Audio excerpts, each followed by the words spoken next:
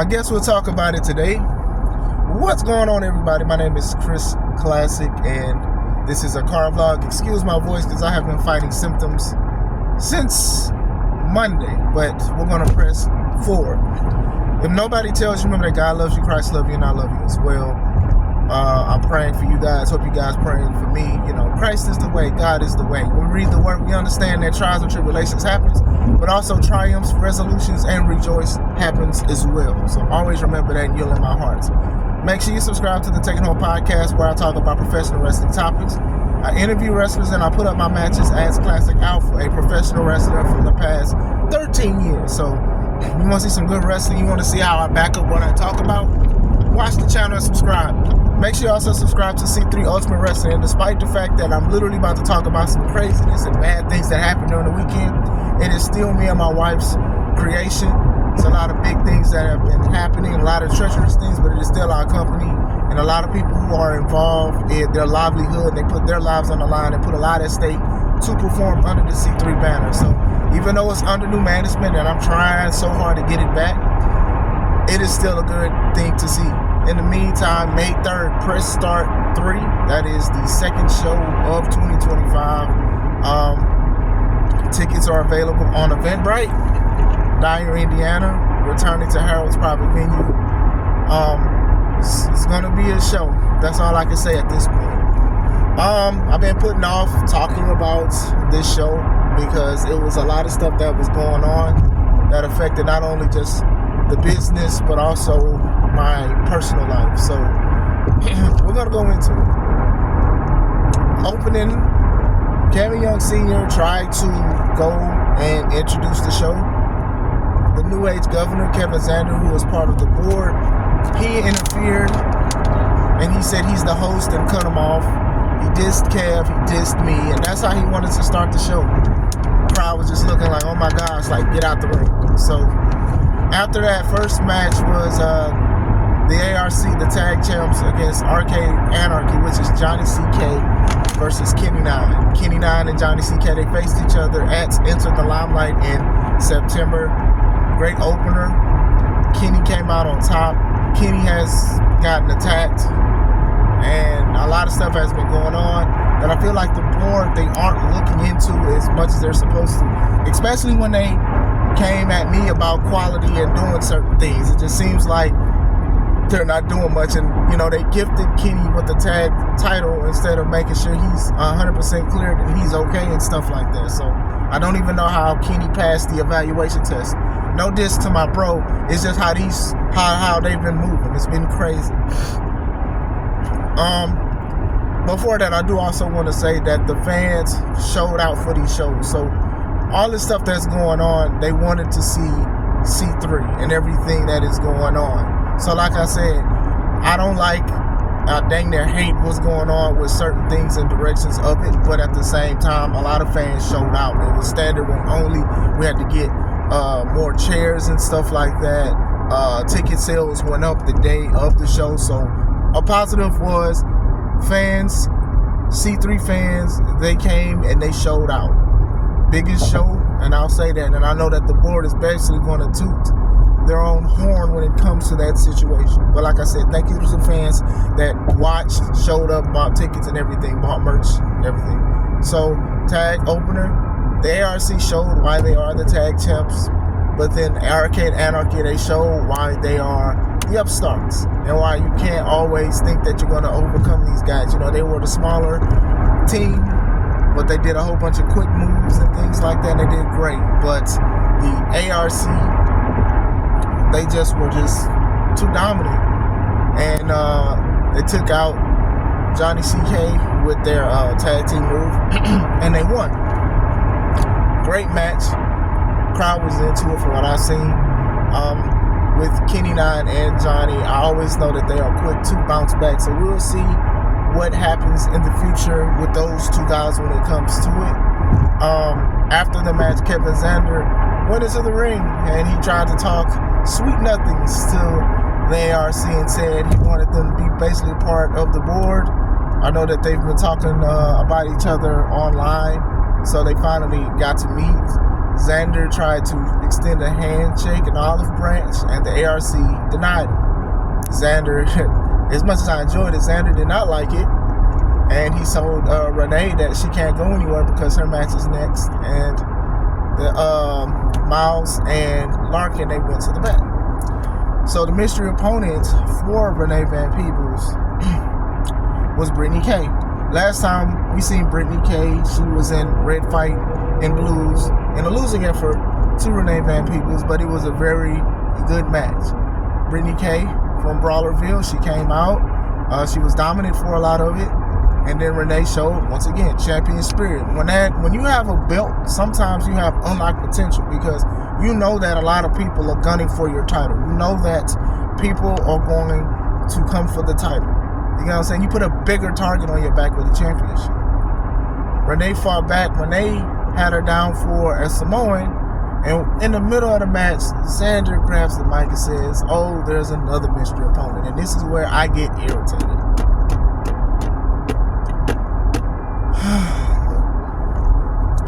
Xander says that the other mystery opponent is my wife, Sensational Shay. Yes, Sensational Shay was a wrestler. She used to wrestle. She was working tickets at the door and trying to make sure everything is doing great because that was the position that they put her in to take care of the stuff. So she literally was talking to a customer coming into the door, and that's when she found out. She found out that she's part of the match.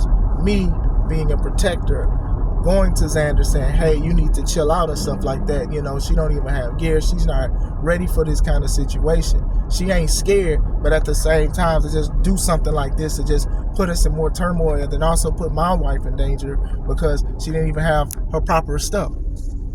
But my wife, being a fighter that she is, she says she got it.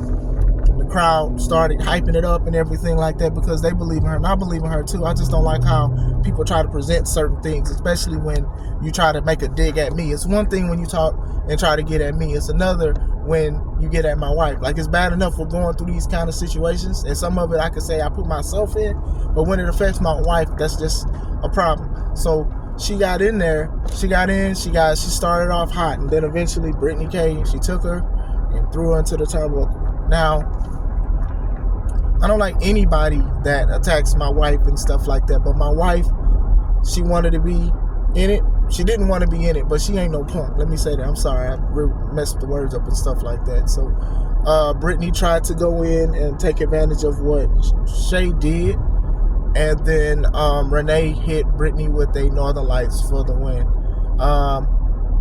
I've checked my wife. My wife, she was holding her head and everything. She was okay. She even went to return to like be at the table for selling. I'm so irritated. Like, I can't even talk. You see, I'm mixing up my words and everything like that because, you know, now it was already personal when you started messing with the company and started, you know, doing certain things. But now it gets worse because of what you're doing to my family. You get what I'm saying? So like I said, it's just been a while for me to even talk about it. I should have talked about this Monday. I usually talk about the shows Monday, but like I said, it's just so irritating. I need to move on because, like I said, I try my best not to curse in videos and stuff because kids look at this sometimes or whatever as far as wrestling and certain things. So let's just move on. Third match, Fatal 4-Way. It was for the Urban Culture Championship. Marcelo Spade versus Nameless versus Rocky Rivera versus the professional Tony Thunder. The match started off good, but then Nameless started dominating. It was to the point he had both Tony and Rocky Rivera on his shoulders for a big ending. And it was very impressive and stuff like that. And Spade would pick bones apart and things like that, but very competitive. Everybody thought that Nameless was going to win because of how dominant he was. Then all of a sudden, for some reason, Xander, he held up the medallion that Kevin Young Sr. lost, and Nameless followed the orders and he left the ring. And when he left the ring, Spade took the pin. He pinned and he won. I wouldn't say technically stole the pin because Nameless just walked away. So they helped Spade. Now, I don't know if they're doing strength in numbers. I have no idea what everything going on, but Spade is still the Urban Culture Champion. So, you know, Spade has been showing up and showing out, and he's been holding on to that title by any means necessary. But yeah, Marcelo Spade, he is still the urban culture champion for longer. So shout out to him, even though I'm curious about what it is. I know he usually tries to do things on his own, but he has done things to keep that title around his waist by any means necessary. Next match was yours truly, Classic Alpha versus Undeniable Nick Diamond, a match a lot of people were looking forward to, myself included.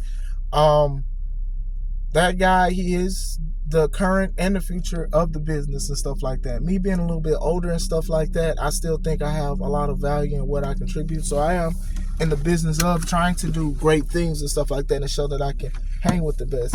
So even when the board said that this was coming into play, I was actually excited for this match.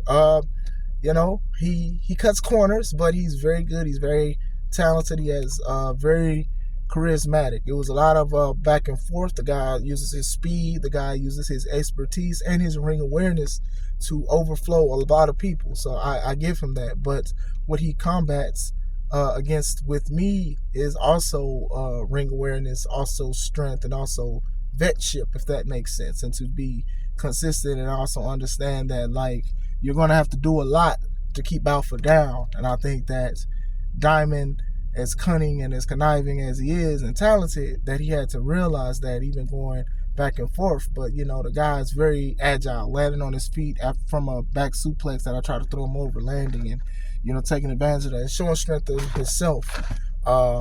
He did a super kick, and I almost didn't even make the 10 count. It was almost a count out victory for Nick Diamond, but I persevered. He tried to do some power stuff, and that's where he messed up at. Hit him with the power slam, a little back and forth.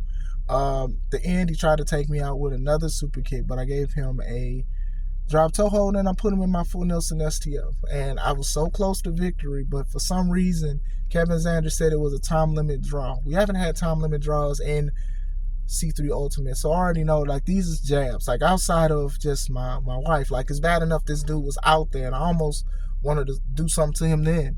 And him and Nameless, I don't care. And for him to just interfere in a match like that when I was so close to victory, it's just, I just keep getting disrespected, and I don't like that. It's not cool. But, you know, Nick leaves. It's a time limit draw. Nobody beat nobody. Next match is the BIG of the 313, Justify with Credit versus the Elite Warrior, Takeover. This was a match that everybody said had the potential to be the match of the year. And I will say, despite everything I was going through, they both delivered. This is awesome chance. I think these guys, they were hitting each other so hard, like normal men wouldn't be the same afterwards. I don't even think wrestlers would be the same. I don't think MMA fighters and stuff like that. You know, the striking was just superb and immaculate. Like, it was very crazy. It was very dangerous. They were challenging each other and stuff like that. Both of these guys are vets in the game, and this is the first time they faced each other. Cobra returns from last show, which was Press Start 2. Now, you get what I'm saying? Like, he also was in Kingdom Come. Joseph Ira Credit, he's been rocking with C3 for a long time, and he's been elevating his game through a lot of stuff, taking care of himself personally and things like that. And, you know, you would never think he missed a step, let alone a beat. Cobra really brought out the best of Joseph Ira Credit, and Credit brought out the best out of the Cobra. I think me speaking about it will not do it justice at all. So I do recommend, when I'm sure they'll put it on the YouTube channel, to please watch that match. Joseph was victorious after hitting Cobra with a heart punch. Now, a heart punch is a old school move that people look down upon, but it is very effective, because if you can take out the Elite Warrior with that, that's something. After the match, they showed respect to each other. Crowd loved it, standing ovation and stuff like that. Joseph Ira Credit is just straight elevating. And, you know, if it was me putting stuff together, I would give him another title shot. I think it's time for him to have another title shot. This guy has faced tag teams on his own and held his own and things like that. I don't know. Like I said, with all this treacherous stuff going on, I think it is his time for a title shot. But that's just my opinion. Great match, and I'm sure we're going to see more from the Cobra, because the way this man gets the crowd into it, it's dope. So that was that. This is definitely a time skip from when I started this morning. Didn't have much time. Main event, D'Angelo still defending his C3 Ultimate Championship against adversary against an opponent. The opponent gave their all to D'Angelo Steele, and even with the board doing small things to help, they came up short, unfortunately, because the ARC, they decided to also chime in and help D'Angelo Steele overcome that adversary. And he has won, and he is still the C3 Ultimate Wrestling champion, despite the fact that the board was trying to do a whole bunch of stuff. So, with the ARC, they've been having a group with D'Angelo Steele ever since Steele has won the title. So, them helping, was still a little shocking, but still understandable because of what the board has put the ARC through up until that point. And then afterwards, Xander and Nameless, they got on the ring, and a lot of people was like, well, they're going to get outnumbered because there's more people that were in the ring. Because even C-Red, Steele's father, he gave him the belt and was celebrating with him. So a lot of us thought that, okay, this doesn't make any sense. All of a sudden, father betrays the son, attacks him, and then that was enough for the board to jump in and attack everybody. And basically, for like the first time ever, the ARC, I know they changed their name, or they're going to change their name, they were laid out in C3 Ultimate Wrestling history.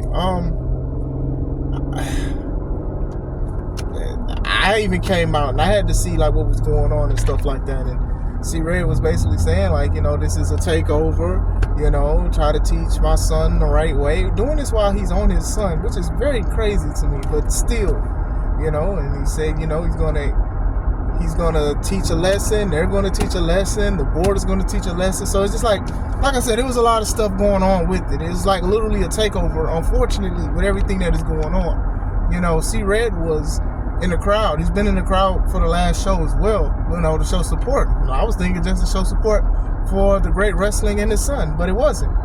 And then even on top of that, he doesn't even want to go by C-Red because it says C-Red is dead, and now he wants to go by Mr. Young. So that's his name. So that's what happened last Saturday at my wrestling company with my wife. My wife wrestled, went into a turnbuckle. I didn't get to finish my match. Mr. Young is part of the board after attacking his son and the group that he created. So I don't know what's going on, but wow, that's what happened. This is why it has taken me a while to even speak about what happened, because I'm trying to get the words together, because I don't want to bring out a crazy side. I don't want to crash out. I know crash out is so 2024, but we can definitely bring that in 2025. I'm not trying to crash out on a certain situation because of the brand of the Take It Home podcast. That's one thing that they can't take from me at this time, and at this moment they'll never take. So I am trying to be transparent and everything like that. I'm happy for the attendance and certain things and some great matches, especially Joseph Ira Credit versus Takeover. Not happy with every other thing that happened. I'm happy with some things, great matches and opportunities, but I'm not happy with certain things, right? So that's all I wanted to say. Like I said, I'm muffling on my words still, but still, successful show. Business-wise, moral-wise, I definitely have to disagree. But you could see it on C3 Ultimate Wrestling's YouTube page. Also, Critically Drinking and Yellow Pill, they also put it on their page as well if you want to watch it. So make sure you watch it there and subscribe to the channel. If not, subscribe to those channels. But let me know what you guys think. It was crazy. This is Chris Classic. Let's take it home.